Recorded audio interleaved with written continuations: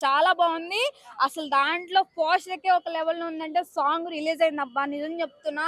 ఇప్పుడున్న యూత్‌కి కావాల్సింది ఏంట్రా అంటే ఆ లుక్కులురా బాయ్. ఎంతవరకి ఫైటింగులు, కొట్టుకోవడాలు, డైలీలేం కాదు. ఒక్క సాంగ్ గట్టా ఆ సినిమా హిట్ అయిందంటే ఆ సినిమా మాత్రం ఇంకా వేరే లెవెల్‌లో ఉంటదని చెప్పొచ్చు. ఎందుకంటే అదృష్టం కొద్దీ పెళ్ళైన జంటకి, కొత్త జంటకి ఇప్పుడున్న యూత్‌కి కావాల్సిన పాటే అలాంటిదిరా బాయ్. ఎట్లంటే 'రష్మిక మందన' ప్రతి క్యారెక్టర్ ఆమె చించేస్తది కాబట్టి అందులో కొత్త హస్బెండ్‌తో ఆ సాంగ్ చేయడం, ఆ సినిమా చేయడం అనేది చాలా చాలా అంటే ఆమెకు అదృష్టం అనుకోవచ్చు. అందుకేనా వాళ్ళు అదే గెటప్‌లో పెళ్లి చేసుకున్నారు. అంటే హెవీ మేకప్ కూడా ఆ!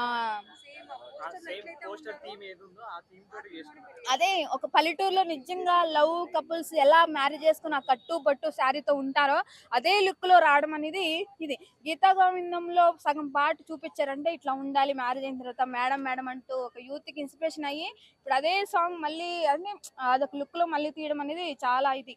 ఇది 'గీతా గోవిందం 2' అవుతదేమో అనుకుంటున్నా. అది కంపల్సరీ ఎందుకంటే ఎన్ని సినిమాలొచ్చినా లేపోయినా ఒక సినిమా తీసామంటే యూత్‌కి అందరికి కనెక్ట్ అయిందా లేదా ఆ సాంగ్సే గాని, ఇద్దరి మధ్య ఎమోషన్ లవ్ ఫీలింగే గాని, ఎట్లా అంటే ఇప్పుడు కావాల్సిన మొత్తం ఇప్పుడంతా సమ్మరే వస్తుంది. పెళ్ళిళ్ళకి కావాల్సిన సాంగ్సే అలాంటివి. కాబట్టి విజయ్ దేవరకొండకి, రష్మిక మందనకి కంపల్సరీ ఆ పెళ్లితో పాటు ఇది సక్సెస్ కావాలని కోరుకుంటున్నాను.